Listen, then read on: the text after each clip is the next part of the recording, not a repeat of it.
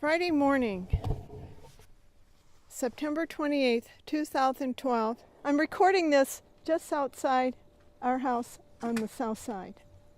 This is what we get to listen to today. We're trying to do outside work, wood, garden, plowing.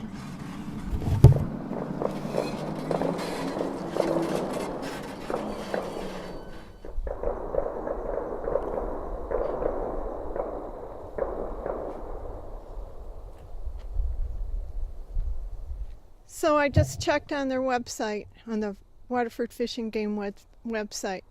Bridgeton Police Department is supposed to be down there between 8 and 4 o'clock this Friday, 9/28/12.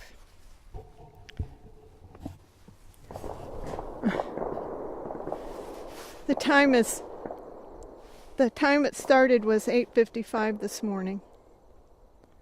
All this noise. And I suspect that we'll have to listen to it all day.